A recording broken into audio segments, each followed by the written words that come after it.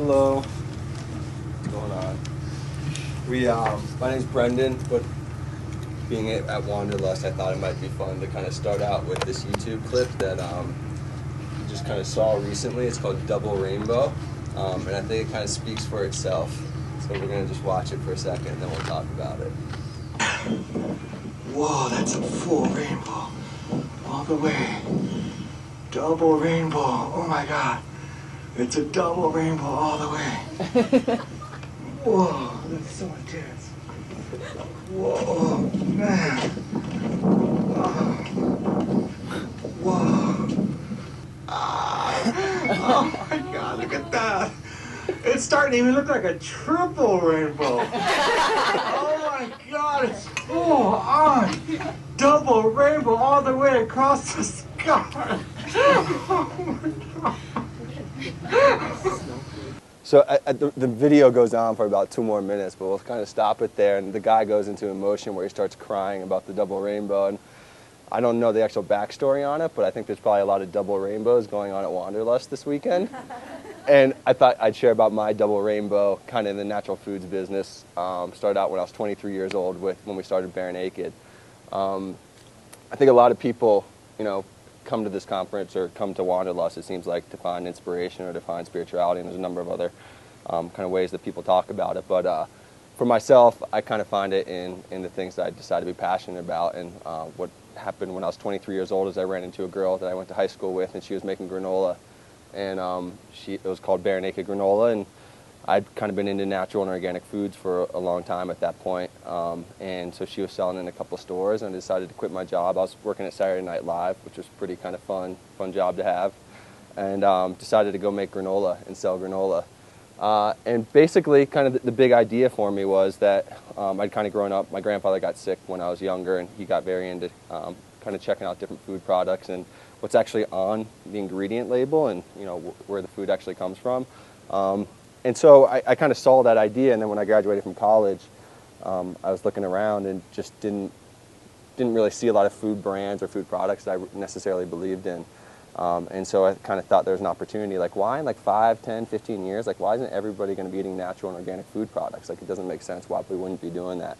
I don't know why you'd want anything artificial. And so, but the challenge at the time is a lot of the natural and organic food products they weren't really marketed too well. They weren't necessarily too tasty. And so that was a challenge. Like, how do you go take natural and organic products and sell it to the mainstream consumer? That's what we tried to figure out with Bare Naked. So we started that in 2002, and like was said, we sold it in 2007 to Kellogg's. And then at that time, you think that's kind of like when you run across your like second double rainbow. You realize that like, oh, you work so hard, you sell this company. There's obviously a great financial windfall from that. But then you have a lot of choices and a lot of different places where you could go find your double rainbow. So I ended up kind of partnering up with a good friend of mine named Tom, who's here in the audience, and our friend Phil, and started making some burritos, and we started a company called Evol Burritos. And I think the overall kind of talk of the series was, mindful living, and we try to be pretty mindful in our business over at Evol Burritos. From an ingredient sourcing standpoint, we make, first and foremost, pretty tasty burritos. And then from there, we mainly raised ingredients. We use antibiotic-free meats. So we just try to do the best thing. I don't think it's really realistic to think that people are going to stop eating food products and or everyone's going to become a vegetarian. People are still going to eat meat. So how do we kind of take people a little bit closer to a better meat solution? So we partner with folks like Petaluma Farms and Nyman Ranch. And we have our burritos, but I mean, that's kind of quick and dirty. I'd probably prefer to kind of do question and answer more than anything else, rather than just kind of talk about what I find interesting. So I don't know, does anybody have any questions about food or the transparency in food or anything like that? So you mentioned Petaluma Ranch or Petaluma Farms. Poultry and Nyman Ranch. So just for those people who don't know, tell us what are their practices? Well, I think Food Inc.'s a pretty popular movie that's been out recently, and it exposes what goes on in terms of our protein production in the United States, in terms of how we actually source our beef, how we source our chicken, and it's a relatively industrial practice. Most people that would go experience it wouldn't be too happy with what they saw. And so at Petaluma Farms and Nyman Ranch, the animals are actually harvested in a humane way. So rather than being stuck in big feed lots, being pumped with all different sorts of antibiotics and foods that they wouldn't typically eat, Petaluma Farms and Nyman Ranch are both producers that treat their animals humanely and also don't use antibiotics in their food process, in their food products. With Bare Naked and then with Evol Burritos, you guys have been able to build this like loyal, rabid fan base pretty quickly. How do you think you did that? I think what's really interesting about the natural and organic food industry is, like, you know, it started out that way like 100 years ago. Like, there wasn't a lot of bad stuff that was in food when, like, grandma was making stuff. It was only the stuff that was in her pantry would go into your food products. And you pretty much knew everything that was in her pantry. And that's not the case anymore. And so for, you know, a good last 100 years or so, big food companies that should try to engineer food as much as possible to try to get you to pay a lot for it because you don't necessarily know what it is and you think you need it. And they kind of, I don't know, I think they kind of prey on consumers' desire for the quick fix, which to me is pretty, it's not really a good thing overall. But in terms of building our own fan bases with Bare Naked and both with Evol, it's really, to me, just about honesty and transparency. Those are the two biggest things that we try to share and communicate. Because we're an organic food company, a natural food company, we're not going to process our food, so we can't hide anything in there. You know, everything in there we got to be totally honest about, and we got to be transparent about. And so, what we try to do is when we actually produce our products, you might buy our product off a shelf at Whole Foods, but if you go on our website, we're going to take you through the whole process of actually how we, you know, hand roll our burritos in Boulder, Colorado, where we source our product from. And I think you know, that sense of transparency and that sense of just honest communication with this set of consumers, I think people are starting to be able to see through a lot of the lies and misintentions that I think a lot of other big food companies have maybe made their money on in the past. Yep. Kellogg's is a pretty big company. How are you able to guarantee, or are they able to guarantee that the product is still going to be organic and the ingredients that go in it have been raised appropriately? Yeah, so we sold Bare Naked in 2007, and I haven't had anything to do with it since. We sold, you know, when we sold the company, it wasn't that when we sold it we were able to kind of continue to work with the products or work with the brand. They bought the whole thing and they kind of took it over, and at that point it was totally devastating for me when we sold Bare Naked, because it was everything I believed in. It was a brand I believed in. It was a group of people that were organized around a concept that I believed in, and that's really the hardest part to go build. But once we kind of handed it over to Kellogg's, it was for them to do the right thing with. And you know, I can't speak to whether or not they're doing the right or wrong thing, just because I don't have the integral workings anymore that I once did. But I think overall, you know, what Bare Naked as a concept introduced was that people started to see healthy snacking in a way that you could eat a healthy snack that was natural and organic, and it could taste good, and it could be fun, and it could be an entree into a healthy lifestyle. And so I think that's still very much intact in terms of what Bare Naked stands for. But in terms of, you know, some of their sourcing practices, it's really for Tony the Tiger up in Battle Creek, Michigan to decide, which could be scary.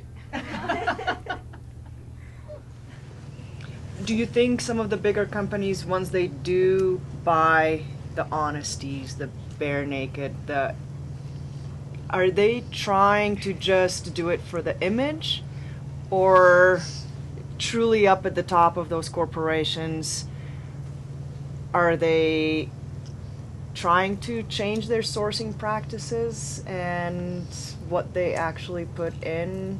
Do they truly believe? I mean, you have the experience with that corporate higher end world. Do they truly believe or try to believe, or is it just marketing for them?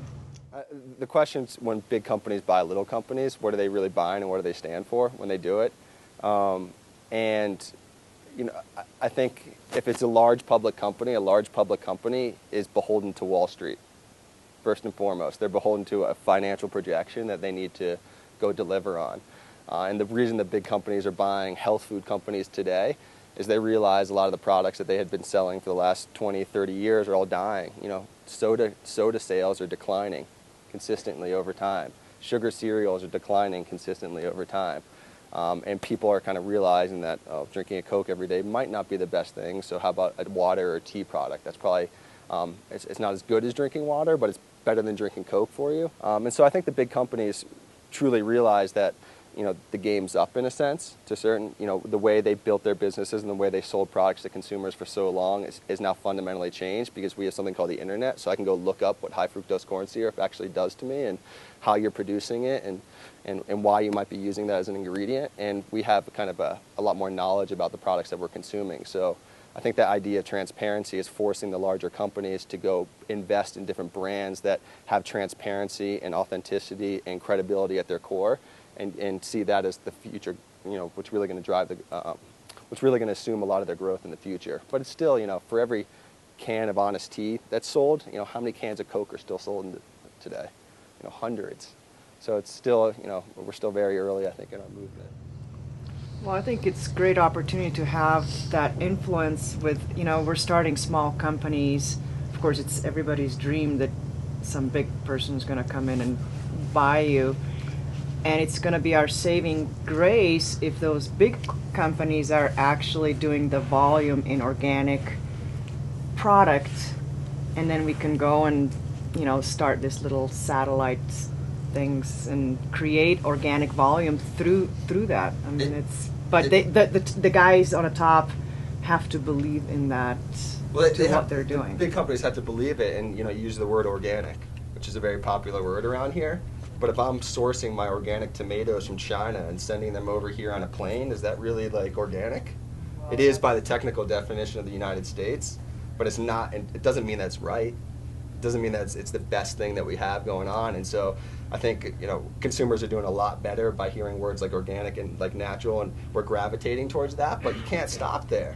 Like, you gotta kind of take another couple steps back and where are they actually sourcing their organic products from? How are they offsetting their carbon footprint? How are they educating children about nutrition? There's a lot of I think, bigger issues that folks are starting to gravitate towards, and we're really just at the start of kind of unengineering our entire food system. It's been engineered for the last 100 years, and now we're kind of starting to unengineer it on its way back, I hope. So when you're sourcing your ingredients for your product that you're involved with now, are you trying to do a lot of local sourcing and are you communicating that as well? You can't do everything right, so we try to do our best every day. So we our pinto beans and our potatoes we source locally in Colorado. We talked about the meats in terms of Nyman Ranch and Petaluma Farms, Petaluma Poultry. We use organic ingredients where we can, but it's definitely a battle because you need to, at the same time, try to do the right thing for the environment. You also need to do the right thing for the consumer and satisfy a basic need for them, and then you also need to make the retailers, and you need to make the other parties profit as well. So there's multiple people that are all kind of have interests in this kind of, I guess, either better brand or a better set of products. Thank you.